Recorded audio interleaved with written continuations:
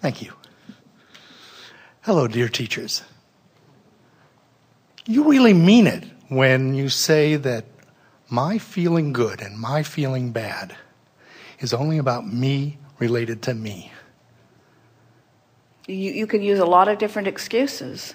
People say, I'm sad because my lover left. And we say, no, you're not. No, I'm sad because my lover left. And we say, no, you're not. I say, wait.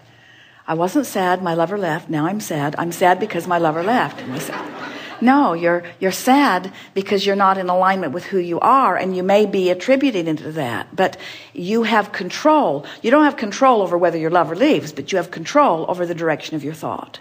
And the way you feel is about the direction of your thought. You have the ability to focus in ways that you have not exercised. Too many people are dependent on the behavior of too many others, which you can't control. And then it puts you in this uncomfortable position of needing to be true control freaks in order to feel good. And then as your world gets bigger, you find that there are too many moving parts, and you find less ability to control, and so then it all begins to break down as the moving parts become more numerous, where when you get it, when you decide early on or as soon as you can that you're going to stop trying to control the uncontrollable, which is everything that everybody else is doing, even doing with you. Stop trying to control the uncontrollable and control the only thing you can control, which is your relationship with your vortex. You'll be joyful, and then the cooperative components will come and match you, and you'll find all kinds of people in your life lovely to be with and play with, you see. Let's offer this one strong statement because we haven't said it before. Let law of attraction do all of the controlling, and you just adjust your vibration. So you have to stop looking at what you don't want and start looking at what you do want. But we've never known anybody who could just stop doing that. You have to start doing something else. And that's the whole point. You want to focus yourself into the vortex. And we know that the fast way in is to just care about how you feel. When you get in there, everything you want is in there. So some of these processes that you describe feel like effort, and the effort doesn't feel good. But you see, it always takes effort, and let's talk about why it takes effort, and let's just tell it like it is. Focus is effort because law of attraction will hold you to your dominant vibration. So if I've been beating the drum of I don't have enough money, and I've been noticing evidence of not having enough money, and in my noticing that I don't have enough money, I activate a vibration so it keeps me in that position of not having enough money, then to think about having more money is not as easy as noticing that I don't have enough money. It takes effort to imagine beyond what is. That's really what we're talking about. It's easy. It's like it's easy to turn on the television and watch what they're offering. It's more difficult to think your own thought. It's easy to just hear what someone's saying to you. It's more difficult to guide the conversation in a more positive direction. It's easy to observe. It's more difficult to focus. And yet, there is so much more reward in focusing than there is in just observing. So, most people have trained themselves. You have patterns of thought about money. You have patterns of thought about your body. You have patterns of thought about teachers. You have patterns of thought about government. You have patterns of thought about ecology. You have patterns of thought about medicine. You have patterns of thought about animals. You have patterns of thought about cats. You have patterns of thoughts about dogs. Some of you like dogs and don't like cats. Some of you like cats and don't like dogs. You have patterns of thoughts about all kinds of things. A pattern of thought just meaning a thought that you thought, maybe your mother thought it and she thought it and spoke it, and then you thought it and listened, and then it doesn't matter where the thought got started, but you've got an active vibration about a lot of different subjects. So, let's say your active vibration about the subject of something that you want improvement in.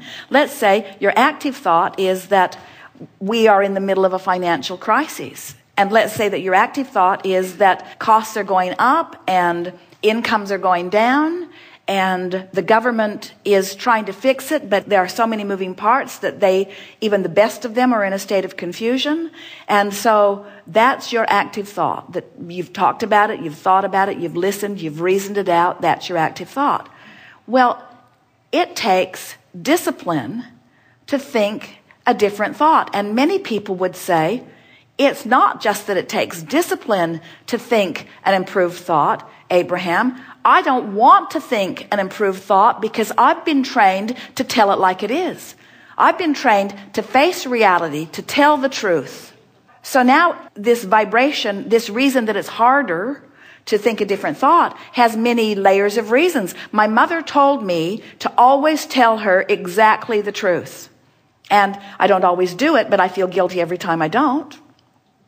So I've trained myself into this thought. And now it's difficult to think a thought that's different. And we want to say, oh, hear this. The only reason that it's harder to think the optimistic thought about the subject that you've been pessimistic about is because the habit of thought has a vibration active within you, and law of attraction's holding you there. Law of attraction's holding you there. Law of attraction's giving you other thoughts that match it. Law of attraction's bringing you to people who think the same thing. Law of attraction's bringing evidence to you to support your belief.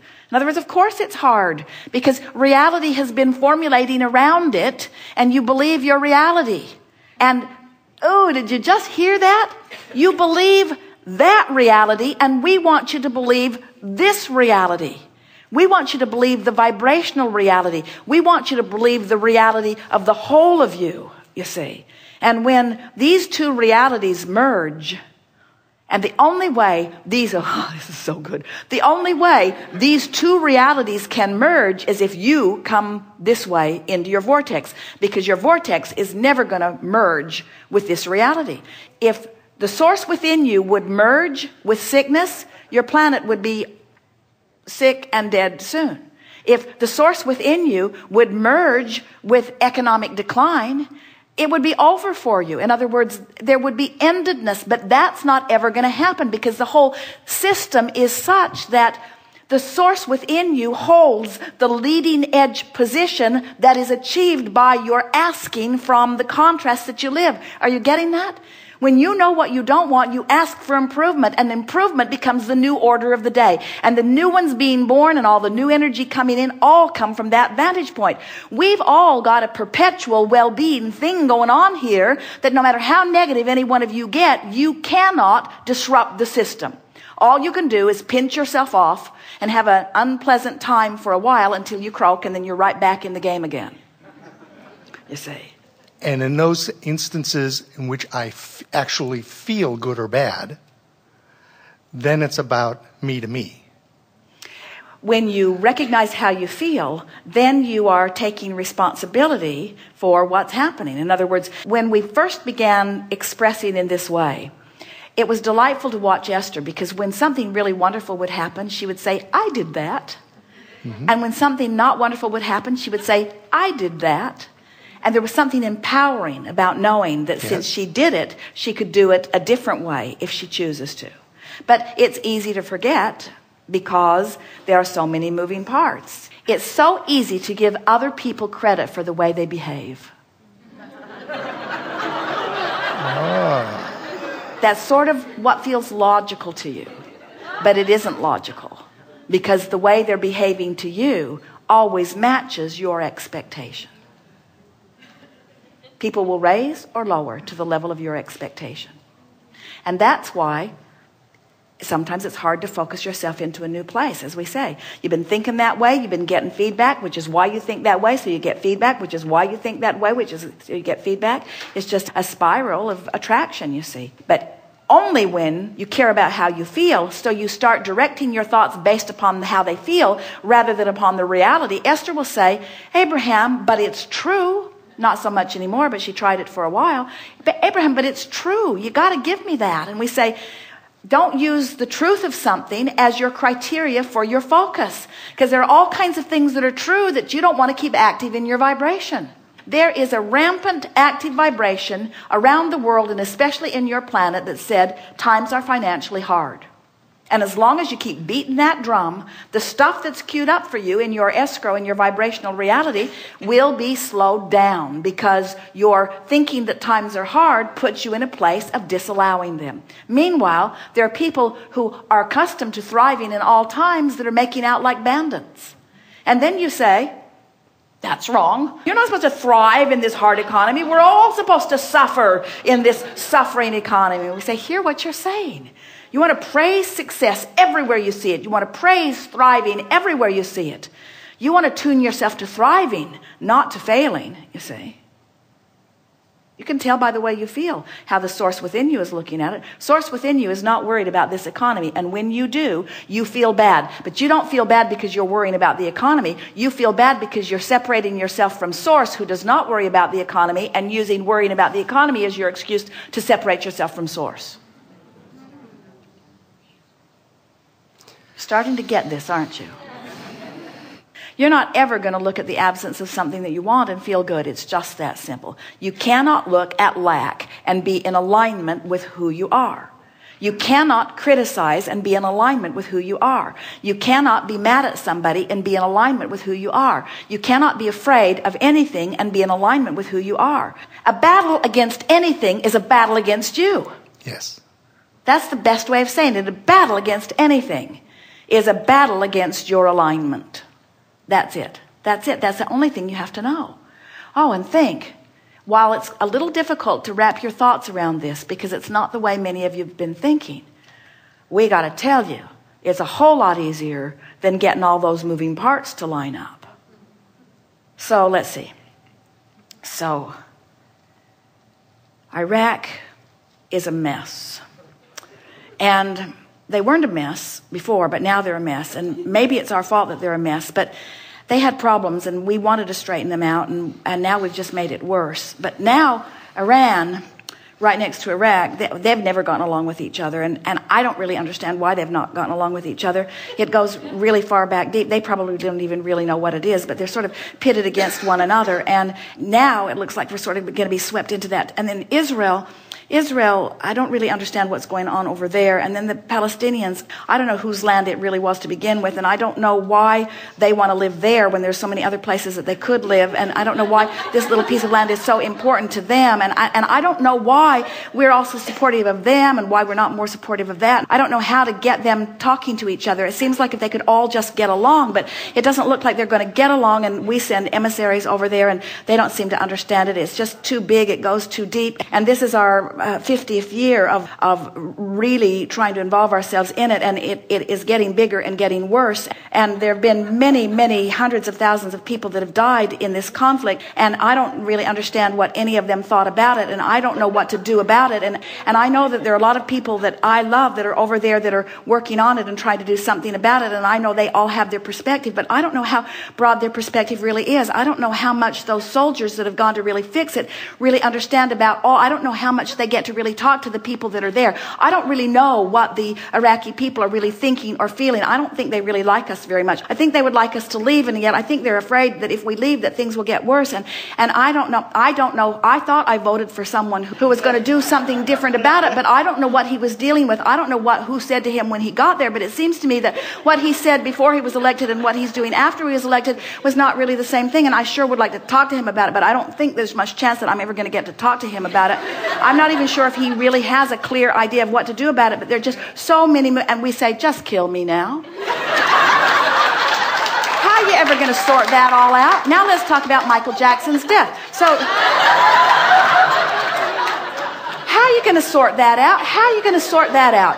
How could you ever sort that out? And really, don't you just want to go in the vortex? Don't you want to just leave them all to whatever they're creating and just go into... Now, here's what happens when you go into your vortex. When you see people afraid of bombs dropping on them, you ask for a world that is more peaceful. When you see children suffering, you ask for a better life for them. When you see intolerant people speaking only of one right way to live, you ask for a more diverse and understanding world. You have created something so magnificent in your vibrational reality, and all of your attention to all of that stuff that holds you apart from what you've created keeps you from being the whole being that you are, you see.